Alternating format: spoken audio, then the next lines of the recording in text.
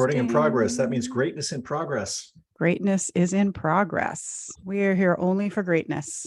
Welcome to The Belief Shift, the show that explores what you really need to know about building a successful small business. I'm your host, Camille Rapacz, small business coach and consultant who spent too much of her career working in corporate business performance. And I'm George Drapeau, your co-host and her brother. I'm a leader in the tech world, bringing my corporate perspective, but mostly my curiosity. Together, we're exploring beliefs about success and how to achieve it, but mostly we're bringing practical solutions so you and your business can thrive. Today, we're going to talk about high performance business. And It's a conversation we started in the last pod when we were talking about the importance of reflection, because that was a theme that kept coming up. So I wanted to introduce my framework for how I approach with my clients this development of creating a high performance business. And it really comes down to three areas that you focus on: clarity, systems, and mindset. Today, we are all about clarity. Clarity. So the real question for everybody, I want you to be thinking about, do I have enough clarity in my business? So we're going to talk about what is clarity and run through some examples, maybe have a little fun with it, and just talk about the significance, why it's important, what are we even talking about, and how do you improve clarity in your business? And I will just say, I do think every single business, no matter how good you are, can improve on clarity. Yeah, for sure. There's always improvement to be made. There's always work to do. And greater clarity will only help you. Yeah, but don't let it freak you out either. Just because you're not 100% perfectly good, don't amp out about give me more clarity so I can't do anything. Yeah, exactly. I mean, that's my point. You're always going to be working to improve it. That's just part of the job. It's part of the journey. There's no done here, and that's on purpose. And I know some people that makes you crazy because you're like, no, I just want to be done, get clear and be done and move on. That's a general theme, I think, in developing, growing a business is there's just no done here. So I hope you're in this for the journey and the fun that you can have as you're working and improving clarity. Because personally, I find it really rewarding when you have that aha and you get that next level clarity in your business. It's pretty cool. Just like anything, you just go, oh, another light bulb. This is great. This is helpful. That's what we're really after. So I want you to be thinking, is there enough clarity in your business for where you are now? And what are you going to do to improve that? That's really what we're all about. If you didn't listen to the last episode, I highly recommend you do that because we really introduced the big picture of high performance business, clarity, systems, and mindset. And it really was from that frame of reflection and why that's important. But it gives you a good big picture on the clarity, systems, and mindset. But just to hone in on clarity for a minute, the types of things I think about when I think about having clarity in your business would be having a clear purpose and a vision for your business. And so in the previous episode, we talked about how that means you coming up with your own definition of what high performance means, how much revenue you want it to make, how much effort you want to put into that business. All of these things are up to you as a business owner. Then there's also setting that strategy. So how am I going to differentiate my business from the other businesses? What's my approach? Having clear goals or measures for success, having metrics for your business, also having the data and information to support decisions. So gathering data, which can be a bit of a struggle as a small business owner because it's just me and maybe some helpers. And how do I get good at collecting good data? But very important to get more clarity. And then just your day-to-day. Do I have clarity around what my focus and my priorities should be in just my day-to-day work? So it kind of ranges from that really big picture down to just the daily work. That's the overview when I think of clarity. Would you add anything to that, George? No, I'm not going to anymore. I got questions for you already. Okay, go. Question number one, do you have any tips for how I could test myself if I have sufficient clarity? How am I going to know if I'm clear? Great question. At the end of this, I'm going to offer some tips for how we're going to help people to get more clarity. But I think in general, I would say some of this is going to be more qualitative than quantitative is how I'm going to start people off. We tend to lack in the data spot, right? So how do I know if I can't look at hard data? One of the indicators that maybe you need some more clarity in your business would be that things are really chaotic. If you have that chaotic feeling of, think I know what my priorities are, but I'm not really sure, but I'm getting bombarded all the time and things just feel chaotic and a little out of my control, that's a space where clarity would help you to get rid of some of that chaos. If you have a business that is not developing the way that you want. You're starting to end up with a business that isn't what you had imagined in the beginning. Maybe it's because you weren't clear enough about what that was that you wanted your business to be. So that would be a lack of clarity. Like, I didn't know business was going to be like this. It might be because you weren't clear enough about what you wanted it to do. That's another space. And I see that happen where people are saying yes to ways to make money and then realize I didn't really want my business to be like that. Yeah. So those are like my two big ones that I think of when I think of how do I know? Yes. And I have a follow-on question, which is, what tests could you give people or rules of thumb to help them realize if they've achieved MVC, minimal viable clarity? I'll give you an example of myself. When I interview people, one thing I'll do is I'll ask them, in your current job, how do you assess your goals? How do you assess success? And I can tell very quickly whether they're clear about themselves, because if they have an answer to themselves, oh, here's the framework I use to measure goals, or here's how I did assess myself in the last quarter. If they have a story about that, that's a good sign they're clear. If you ask somebody and pick one of these, hey, can you tell me your business strategy? And they're like, wow, good question. I don't know. Then, okay, you need work there. Do you have rules of thumb? How you help people understand when they've got MVC? So the only twist I would put on that is I do think asking yourself, what do I want this to do? Am I clear how I'm going to get there? And if I can't answer those questions, then yeah, you need more clarity. But back to what you said in the beginning, don't freak out. What I want people to be doing when they're trying to get more clarity is actually continuing to ask these questions of, usually the lack of clarity shows up in the how more than the what. I know what I want, but I haven't determined how I want to get there clearly enough. And that's okay. What you need to be doing is continually asking and answering the question, but don't freeze up if you can't answer the question. The gaps exist always, and your job is to actually look for them. I would say the biggest indicator to me of where clarity goes wrong is when we're not actually even seeking more clarity. Does that make sense? I know there's gaps in my what, where, how of my business. It's never perfect. Am I seeking them out so that I can improve my clarity, or am I just moving through life as if I've got it all figured out? The biggest indicator of lack of clarity is that you think you have all the clarity you need. Interesting. Okay. One of the things we're going to talk about next is getting back to your question of, is my lack of clarity actually causing this problem? So I want to talk through a couple of specific examples that are kind of the big ones that I think might help people to get back to answering your question of, how do I know if I have enough clarity or don't have enough? How do I know if that's actually what I should be seeking in this instance to solve the problem that's in front of me? You could literally say, well, clarity helps with everything. Yes, but let's get more specific about that. What kind of clarity are we looking for to solve what kind of problem? What do you think? Let's do it. So if we think about the kinds of problems that are caused by having a lack of clarity, one of the big ones I would say is you're not making enough money or you're not hitting your financial targets. So let's make the case for this. First, Georgia, turn on your lizard brain. So turn off thoughtful, thinky, curious George, or like we talked in a previous episode about systems 1 and systems 2 thinking. This is systems 1. You're just very reactive. You barely even put thought to this. So here's the challenge you have in your business owner or a business leader, and you're responsible for bringing clients in. And so we need more clients, George. What are you going to do? What is the first thing you can think of in order to fix this problem right now? Oh, man. Okay. Well, for me, I've got people. So the first thing I'm going to do is change their incentives for short-term spiffs. Spend more hours on this. Sell, sell, sell. Always be closing. Without even thinking. I'm not analyzing why it's happening. I'm just like, oh, I have not enough money. So go talk to more people, have more conversations. You guys are great salespeople. Do what you do. Just do more of it. That's my first thing.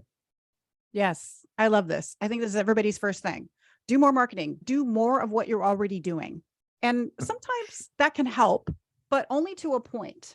I think that there's a point of diminishing returns on that approach. It might get you a little spike, but is that sustainable? Can you keep giving them those spiffs? Can you keep asking them to push at that level? Do they have no other work to do and that's all they can do now forever and ever? Like maybe you make a good quarter, but can you keep doing it quarter after quarter after quarter? Certainly not. People are going to max out. The other thing that I see happens in a small business world is that small business owners just try to launch something new. So Yeah. they'll say, oh, I got this new offer and I think people will really like it. And so I'm going to put this new thing out. Kind of underestimating the amount of energy that takes. I don't know, big business probably does this too. Like, oh, let's offer them this new big thing, and totally underestimating the effort that's going to go into standing up a new revenue stream. So you have to put all the Yes. pieces together. So these are the Yes. two go-tos. Like, of course, immediately in my brain, I'm thinking, I got to go get more marketing, more sales, or I got to put no product. I got to do something. But this is a clarity problem.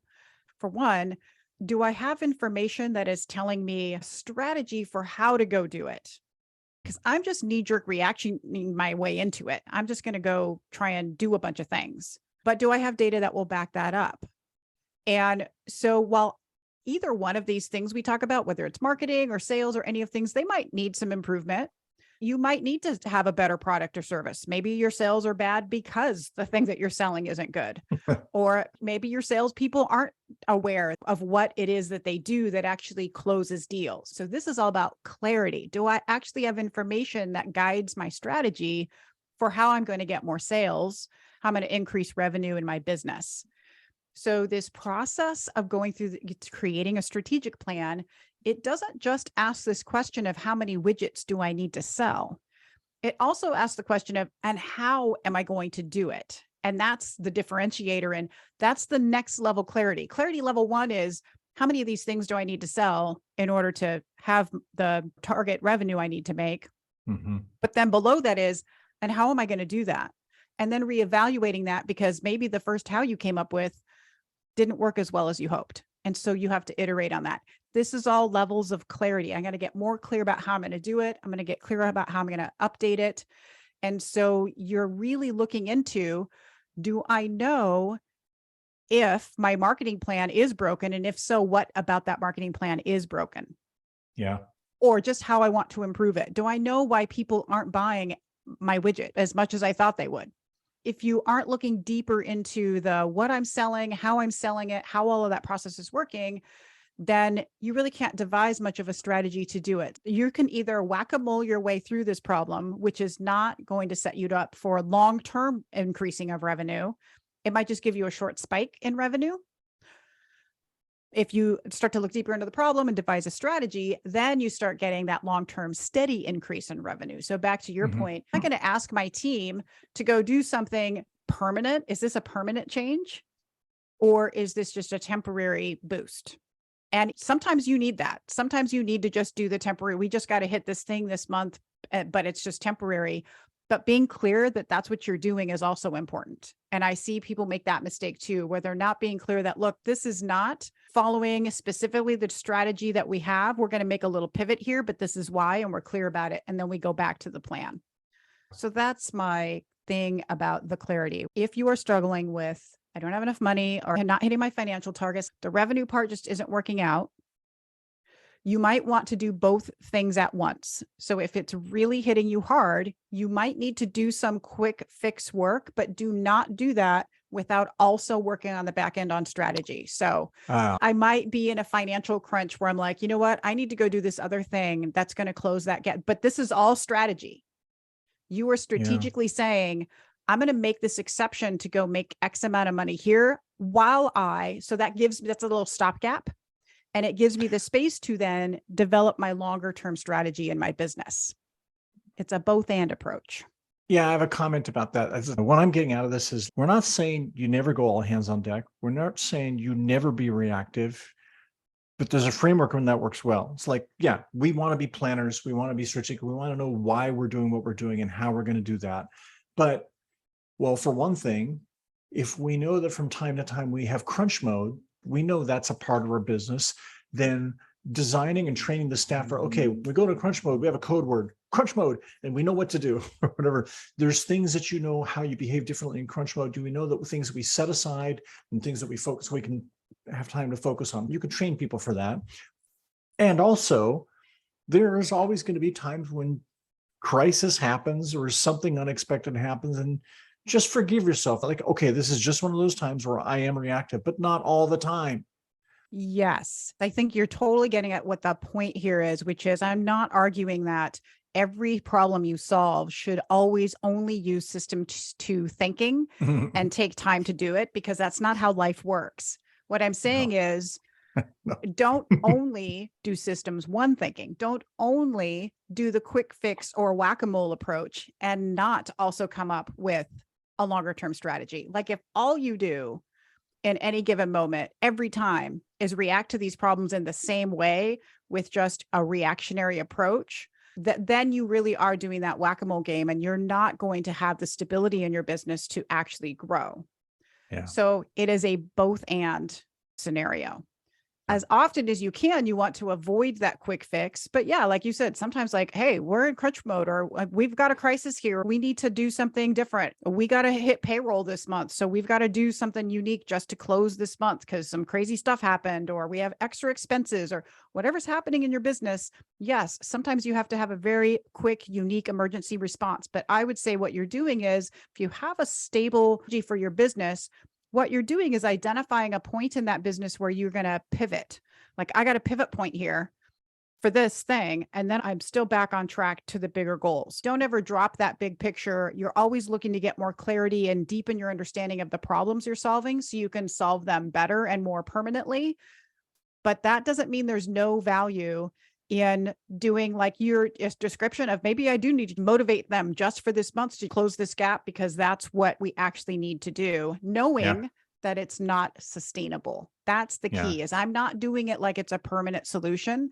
I'm consciously making a choice, being very clear that this is temporary and this is why we're doing it. That's really what it's about. Clarity within clarity. So that's the example on the money problem. Let's take another example. So the other one is, you're running a business that is running you. So it is more in control of you than you are. You do not have time for yourself. You're losing yourself in the business. So you, George, are this business owner who has to be in your business every day. So now you got to pretend you're a business owner. You're in it every day. I don't know. It could be in your regular day job. Who knows? You have to be in it every day, or the money's going to stop flowing, but you're freaking exhausted. What does your systems one reactive lizard brain tell you to do? This is happening to me now. I'm running this local political campaign. That is my business. And it's all hands on deck for the last 2 months. And my lizard brain is first like, acknowledge, okay, I just don't have a life. Or just tell my family, I will see you in 2 months and not before then. I can start to cut out other habits.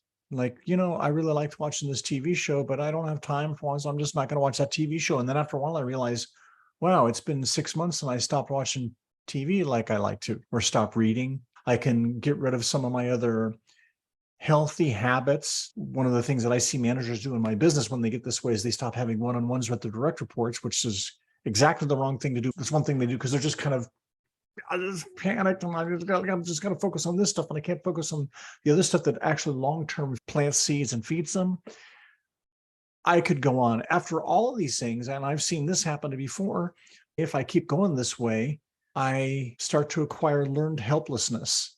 Like, I'll explain, like these experiments they do with rats where they'll say, teach a rat to press a button and get a treat, and then mess it up. So when they press a button, sometimes it gives them a treat, sometimes it doesn't give them a treat, and it's no longer predictable. And you kind of lower the success rate a little bit. The rats eventually stop pressing the button and starve. What they've learned is, I have no control of my environment. No matter what I do, no matter how hard I work, I can't do it. I give up. And that happens here too. Like when I'm losing myself in the business, ultimately, it gets so bad that I realize I've given up everything else. I'm not happy at all, and I'm not really seeing the benefits. I can't affect this at all. Done. You nailed it. Nice job, lizard brain George. Right. The resigning myself to this just being my life and I don't see any way out, I do hear that from business owners. I think that's real for all people, just in work. Sometimes they're like, well, this is just the way that it is, which is heartbreaking. That's for me. horrible. Yeah. It's just not good for anybody, you or anybody else in your life. The more extreme reaction I hear is for business owners who are sort of out there winging it on their own little micro businesses. Sometimes it's enough to make them just go, I just want out. I think I need to go get a day job. And my message there is, it happens in both places. You are describing it. Well, that's all nice, of these uplifting coaching message, Camille. all of these people with, well, I know, but it's the reality of like, this is a human nature problem. It's not a problem of whether I own my business or don't own my Yeah. business. This is more society, cultural issue of how we drive to these results. And so the work starts to take over our lives. And we Yeah. feel like that's what we're supposed to be doing to some extent. It's very hard for us to push back on all these things because we're trying to perform for somebody in some way and deliver something that we've made up in our heads is really important. And then the stuff we actually really value that really makes us feel fulfilled, we let go of. And so as a business owner, this is the case of the business is running you instead of you running your business. Or if you're working in a business, it's similar. It's the work is running you instead of you're in charge of that work. How is Yes. this a clarity problem? Any ideas, George?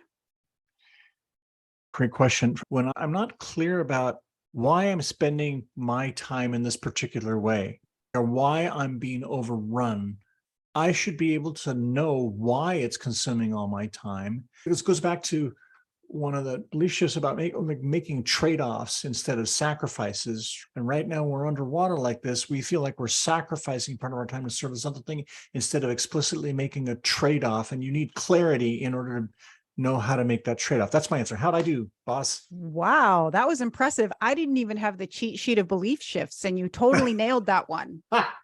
Good job. Hey, Gold folks, star. I listen to every podcast that record, and this is what I've learned from listening to this podcast. True story. I'm going to put up a little chart that gives you a gold star every time you get these belief shifts all on your own. Yes, 100%. If I was to take this another layer deeper, I would say, so especially speaking to either business owners or leaders who have some responsibility for setting direction, it comes down to when you run a business, you want to run a business that is meeting both your financial and your personal needs. You want a job that does that too, right? Some of us choose jobs because of some type of flexibility it offers. Especially lately, it's been about, do I have work from home or not work from home has been the biggest thing. That's personally better for me or not better for me.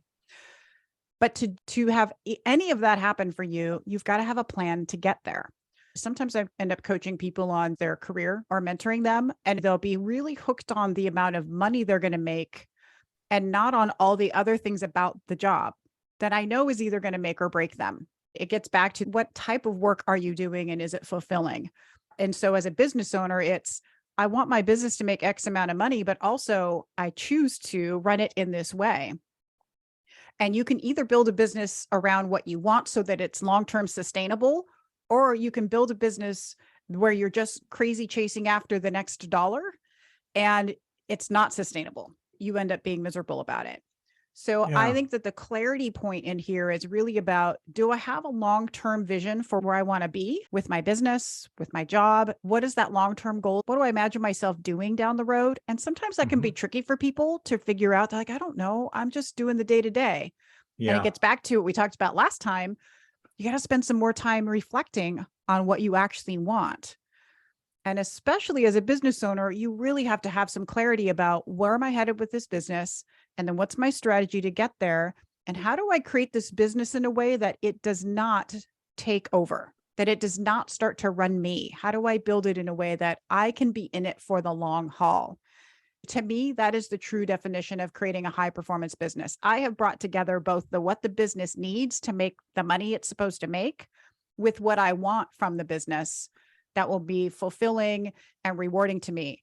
That's not to say you can build a perfect business that's never going to drive you crazy.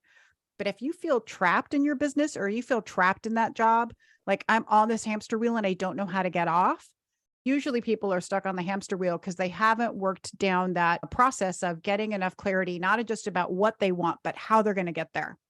That's why I think clarity is a big deal on this one. Makes sense. I do like your angle too of, am I clear about why I'm doing what I'm doing? Am I clear about why I have allowed myself to sacrifice over make trade-offs? Yeah. That's kind of the start of that reflection process. May I tell you a story from my personal life right now? Yes, please. Folks, I'm running for local school board. Vote George Rapacz for school board. And election day is tomorrow as we're recording this. And I was told by a bunch of people who've done this stuff, for a period of time, you just need to get good with your family and tell them you're going to be focusing on this and you can't focus on them for a while. And so we actually did talk about it within our family and came up with a plan for how we were going to get help for Avi.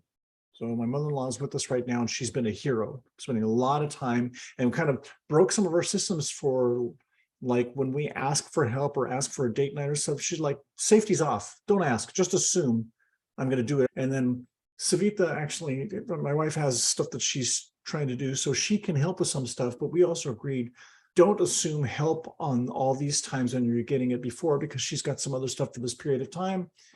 And then the last thing that really helps me is I know there's an end date. So doing this perpetually with no end date, that would just break me. But I know it's going to stop, and we'll make a decision about when to halt this crazy behavior. We're kind of merging these two things that we just talked about together, because we talked about how sometimes you have to go into a very different emergency mode, which is what you're talking about. But you have an end date. We know that this is short-lived, but we need to operate in a different way. It's not sustainable. We couldn't do this long-term, but we got to do it to get through this. But there is clarity within that.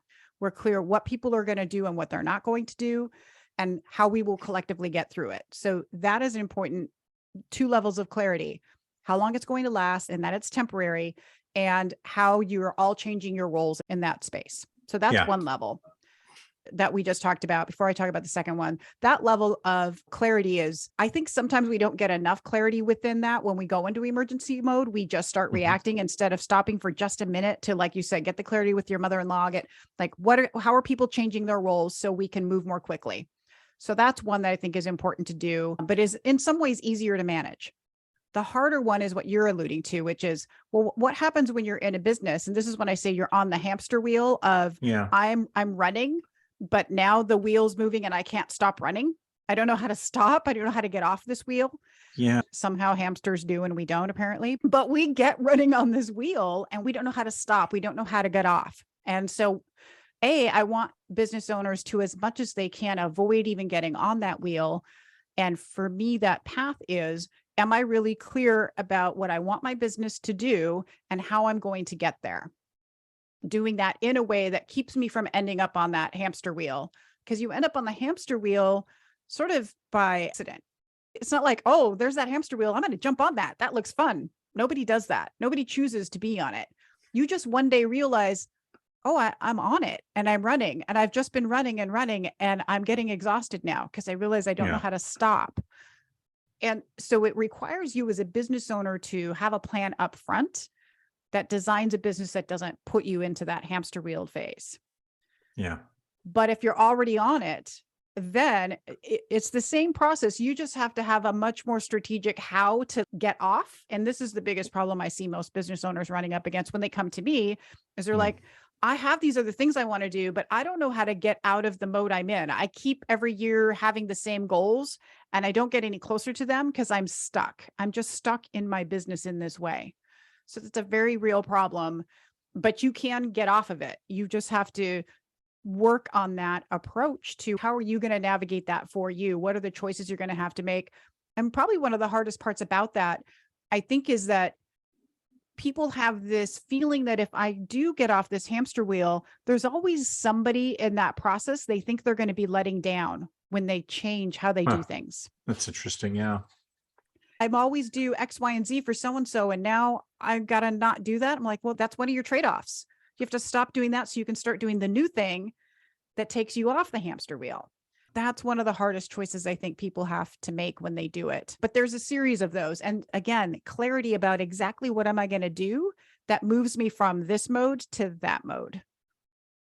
And that takes your systems two thinking. That's not lizard brain. Yeah, absolutely. Do we have time to talk about a third problem? Oh, I think we need to talk about the third problem. You like this third problem, I know. Here's the third problem, potentially could be a root cause of lack of clarity.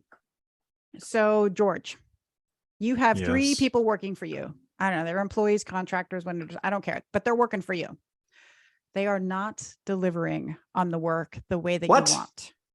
I know. It's ridiculous. There's like some poor customer service, or maybe when you see your work, you just kind of roll your eyes like, oh, that's not how I would have done it.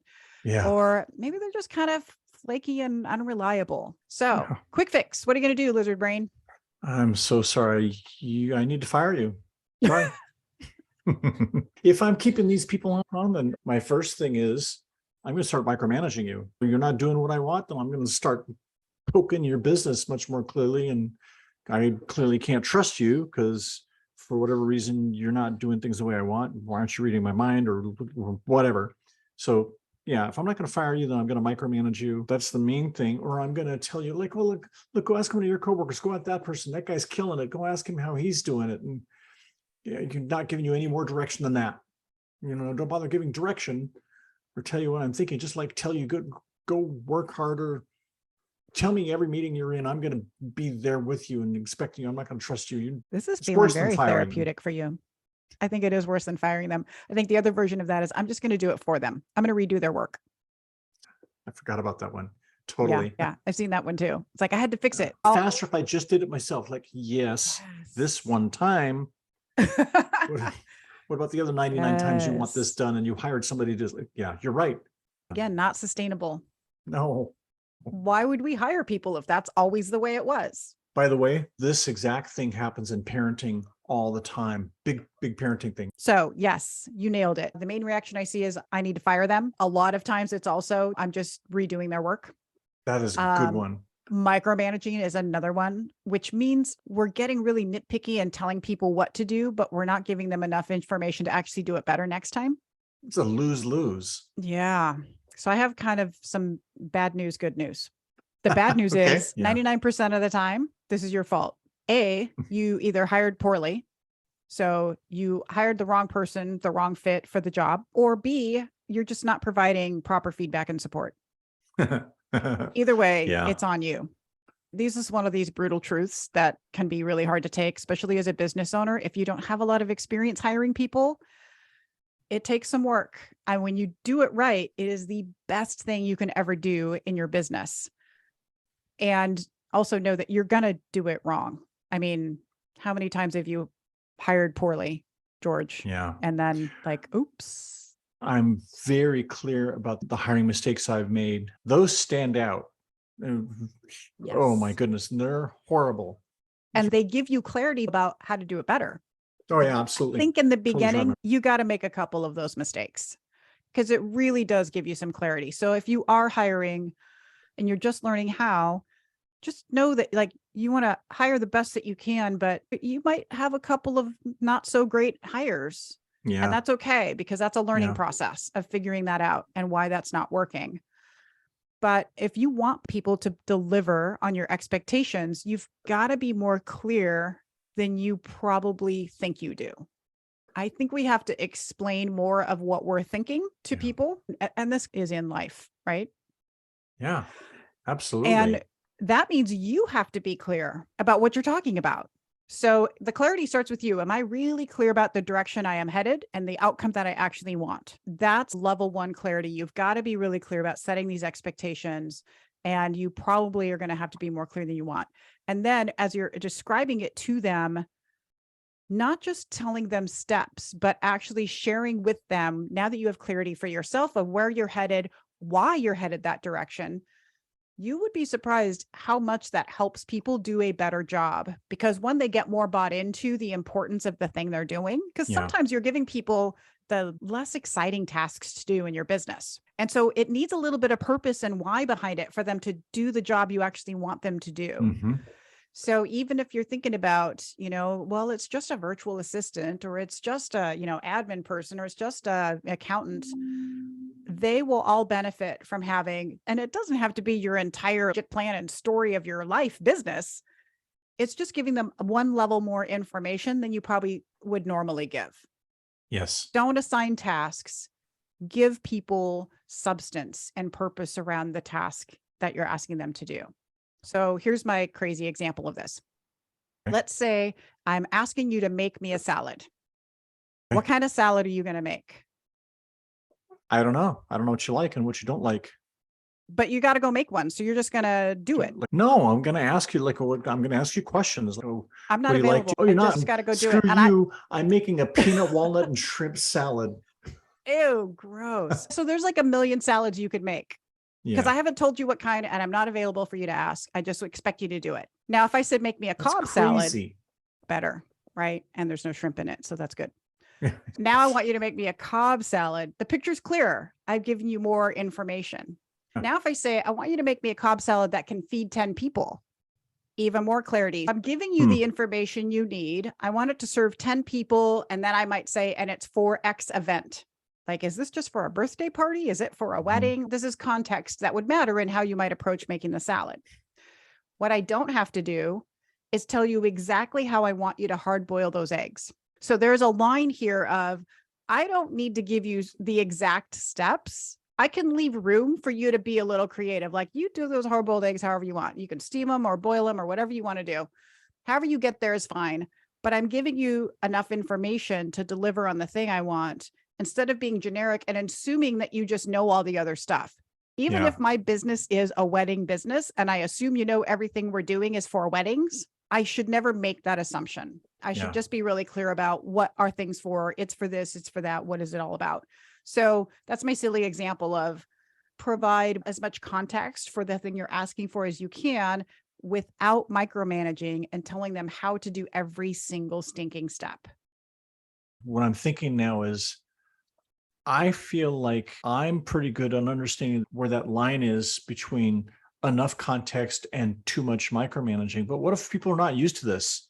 How do people learn where to stop?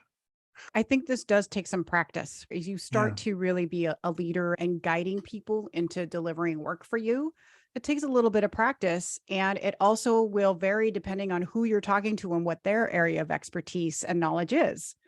So you do have to sort of walk this fine line. And I think the best way for you to sort this out is high levels of communication with whoever that is. Like, did I give you enough information? Do you have questions? Be available. Like when I said the salad thing, you're like, well, I'm going to start asking you questions. Yeah, you got to be available because people are going to have questions so that they can deliver the right stuff. It's all about just figuring out what that line of alignment needs to look like. And also be clear about what is going to happen next. So for example, am I giving you a task and I want you to do the final product? Or am I asking you to give me a draft that I'm going to edit? These are very different levels of output that I want people to produce. So even thinking at that level, like make sure they know what's going to happen with this next, because once I get that from you, here's what's going to happen. You have to know what's going to happen next for people to make the right choices. That's what I would say about actually having that clarity in how you're doing that. But it also does start right up front in this example with being clear about what you do want from that person in that role so that you hire properly right out of the gate. And that can be tricky too. That's where you might have some trial and error. And I see people do this and make the mistake of thinking I can hire one person to do what's like 5 different skills just because they think it will only take 40 hours to do all the work. So you have to be very careful that you're not saying, I'm going to hire somebody who can both do social media and accounting and take out the garbage. These are all very different things.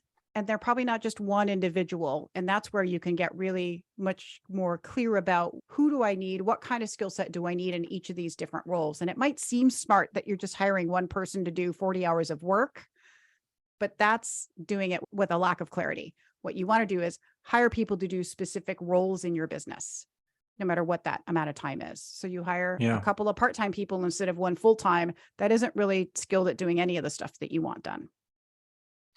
Something hit me, which is from a theory of mind perspective, realize that different people have different levels of abstraction or different amount of detail that they need. So, the person you're talking to doesn't think about tasks or planning the same way you do, most likely. That's rare. I'm not going to tell you how to do the task, but I'm going to tell you what I need. Got it? And they say, no, I don't get it. I'm like, what's missing? And then they tell you I'm missing stuff. And you think, what? I shouldn't have to tell you that. Like, just calm down. Did they have a different idea about how they'd set up to do the task? So just have like a little bit of patience about that. The more you do it, the more you kind of figure out how you think differently. After doing that a few times, it's going to go great. Yes. And I think this definitely applies if you do give somebody a task and they don't deliver the way you wanted.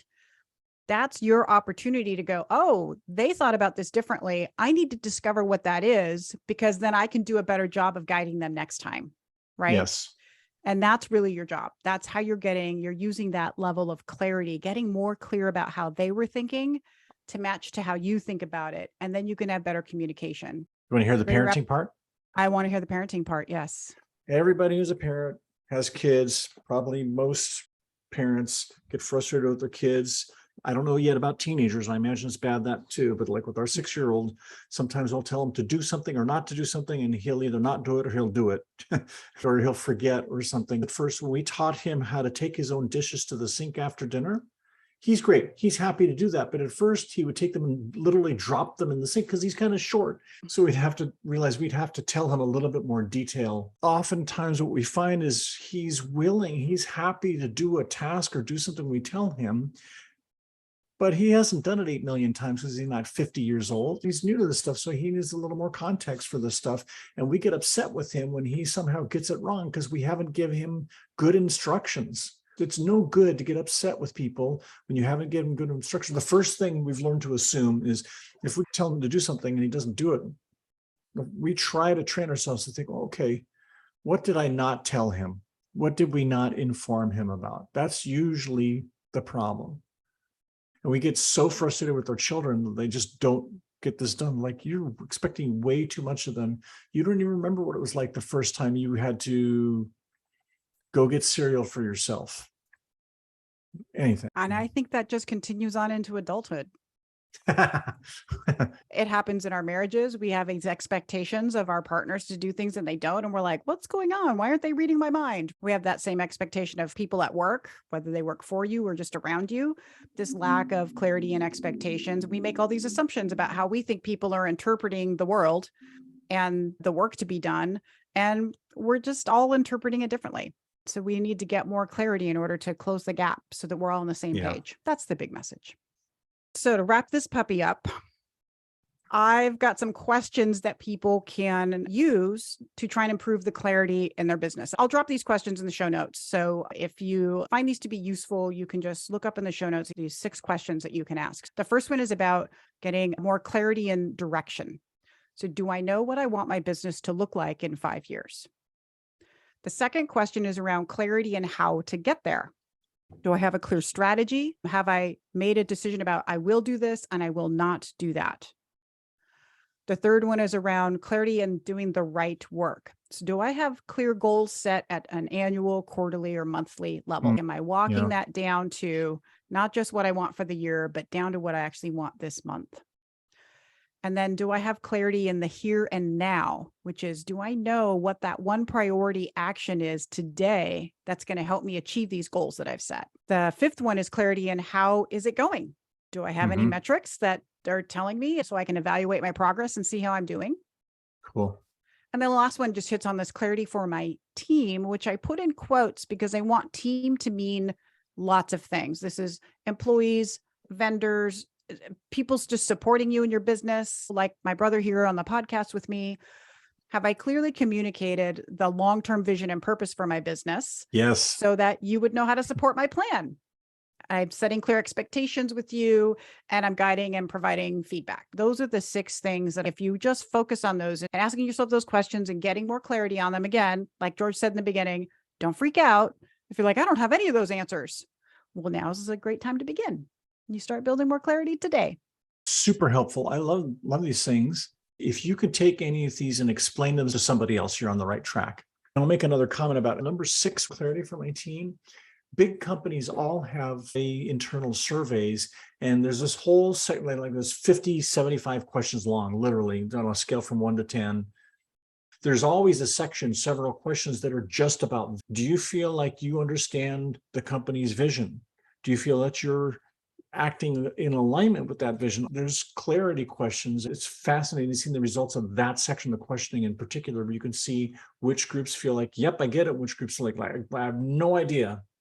Oh, I love this because yes. So while I would say as a business owner or business leader, this is the starting point for you first, but you can also see how well you're doing in developing a cohesive culture and clarity within your business, but then asking other people if they can also answer those questions. we should ask our Aunt Carol about McDonald's. So here's an example of helping the team, everybody who's working at McDonald's, helping them understand clearly what the business is about. I think she would tell them, we are not in the food business. We're in the service business. Our job is to make people happy. That's service, that's making the customer happy. But if they don't understand the clarity, like, hey, we're a service business, making people happy is what brings them back, not the particular food. That's a difference in mindset you can get the team aligned on. Yes. And that would be a level of clarity. So if you assume everybody just knows that, guess what? They don't. Maybe we get her on the pod one of these days to talk about that stuff, because I think it's an interesting angle on running a small business inside a big corporate structure is what she's doing, because every little McDonald's is kind of like a little micro business. It'd be really fascinating. Any last words about clarity before I do a little spiel? No, because I have a little spiel. Whoa. So I think in the last episode, I was teasing that I was going to do a little workshop, because I've been thinking about how to teach people how to do this in a way that I can't really do on the podcast. So I'm giving you these questions, but what does it really mean to get clarity in your business? What does it really mean to get ready for creating or elevating your business to a high performance business in 2023? So I'm going to do a free workshop. It's going to be 2 days, November 29th and December 1st. There'll be a link in the show notes so you can sign up. If you want to learn more about any of the stuff we've been talking about, how to make a high performance business, what are the steps you take to actually creating that plan? Even if you do have some steps that you take, I recommend you join just to see if there's always an opportunity to, I'm not going to say my way is like the perfect end all be all way, but I might have some new ideas to offer you that you can level up your own planning game. It's about figuring out how to do this plan, not just I want to make X amount of money, so I'm going to sell this number of widgets. It's beyond that. It is getting at what we're talking about today with I have to have a better strategy for how, if I want to end up with a business I actually enjoy and not end up in a business that is just running me ragged. That's the main focus, and really why I do this for small business owners is to give them the information and the structure that they need to do that they normally don't really have access to. Big corporations have consultants and people that come help them with this stuff, or they have whole internal departments that do it for them, set their strategies and their annual plans, and there's a whole structure around how everybody contributes. Small business owners don't have that. So I'm going to help you understand how to do that yourself. Whether you're feeling super motivated for next year and really have a big plan you want to do, or maybe you're on the other side and you're feeling kind of anxious because, the world's a little cattywampus right now and we don't know what's happening in the world and how that might impact our businesses. Either way, having a plan and an approach to dealing with all of that is the way to do it. So I'll walk you through how to navigate all of that in that little 2-day workshop. That sounds great. So, sign up, everybody. I can't wait to see you, because then we can actually all chat on Zoom, by the way. It'll be live. I'll be there live. We'll be talking about your business and what's happening and sharing ideas, but mostly giving you how do I go do this? That is the plan for the end of the month. Sounds great. Really cool. I'm excited about it. It's always really fun to talk to business owners and hear what their challenges are and be able to guide them just a little bit. Sometimes it's just one little piece of knowledge that you needed, that you filled in a gap that can really set you off on a new, better path. Okay. Cool. All right. That is all we have today on clarity for your high performance business. Next week, we're going to continue talking about high performance business, but I think next week we'll talk about systems. There's one episode in here without George, because as he said, running for school board is taking a lot out of him. So we made a little minor adjustment. So good luck to you, George. Thank you very much. Fun going solo. It'll be fun. All right. We'll be in your ears next week, everybody. Bye. See you.